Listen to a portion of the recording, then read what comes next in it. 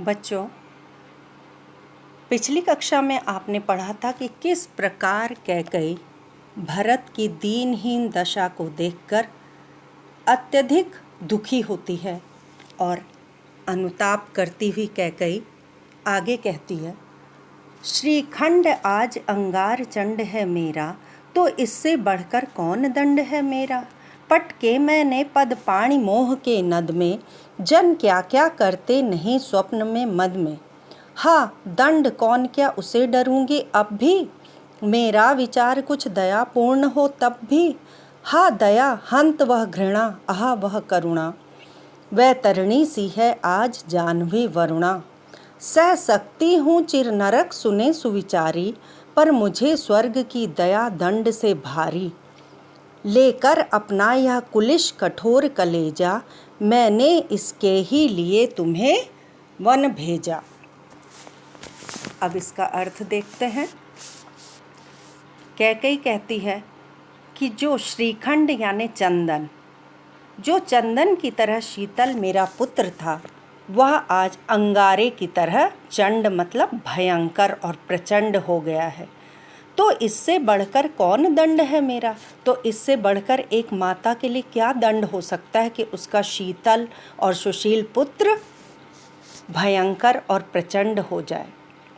कैकई कहती है, आज जो मेरे पुत्र की स्थिति है वह मेरे कारण ही है, क्योंकि पटके मैंने पद पाणी मोह के नद में। पद मतलब पैर और पाणी हाथ। मैंने स्वयं ही मोह की नदी में अपने हाथ पैर पटके थे, यानी स्वयं मैं मोह से आलिप्त हो गई थी। जन क्या क्या करते नहीं स्वप्न में मद में। न जाने स्वप्न में और मद यानी अहंकार में आकर लोग कौन कौन से अपराध नहीं करते। हाँ दंड कौन क्या उसे डरूंगी अब भी। तो जब मैंने इतना बड़ा अपराध किया है तो अब मुझे कितना भी अधिक कष्टकर दंड मिले उससे मैं अब नहीं डरूंगी। मेरा विचार कुछ दयापूर्ण हो तब भी, और यदि मेरा विचार कुछ दयापूर्ण हो। हाँ दया हंत वह घृणा, आह वह करुणा। चाहे मुझ पर दया की जाए, चाहे घृणा की जाए या मुझ पर करुणा की जाए, तीनों ही स्थितियों में मेरे लिए तीनों ही स्थितियां अत्यधिक दुखद हैं। क्यों? क्योंकि मैंने इतना बड़ा पाप किया है।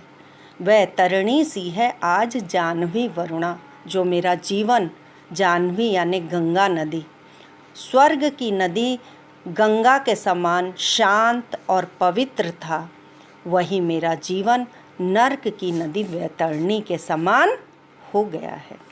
सह सकती हूँ चिर नरक सुने सुविचारी। यहाँ जितने भी विद्वान बैठे हैं इस सभा में, वह सुन लें कि मैं चिरकाल तक, लंबे समय तक नर्क के समान यंत्रणाएं झेल सकती हूँ। कितनी भी मुझे यातनाएं मिलें, कितना भी मेरा जीवन नर्क बन जाए, वह मैं झेल सकती हूँ, पर मुझे स्वर्ग की दया दंड से भारी। पर यदि मुझ पर दया करके मुझे स्वर्गिक सुख मिले तो वह दया मुझे दंड से भी अधिक कष्टकर लगेगी। तो इसलिए मुझ पर दयापूर्वक विचार न किया जाए, बल्कि दया मुझे और भी भारी लगने लगेगी।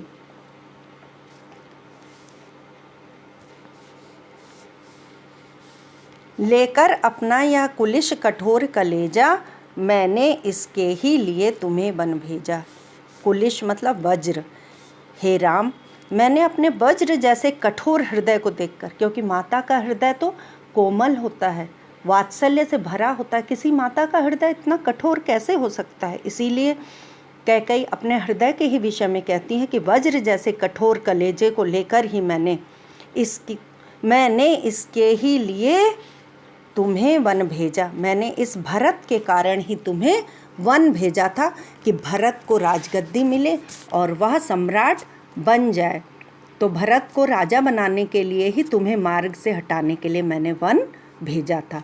आइए बच्चों, इस पर संभावित प्रश्न देखते हैं।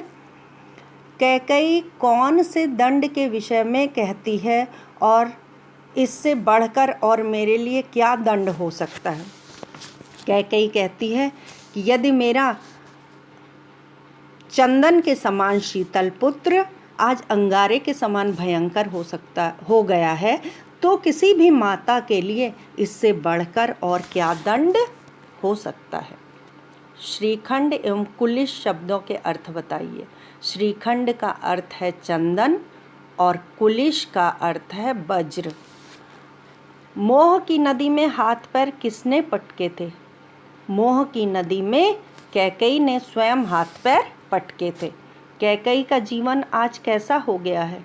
कैकेयी का जीवन आज नर्क की नदी वैतरणी के समान हो गया है। कैकेयी को कौन सी स्थिति अधिक भारी लग रही है?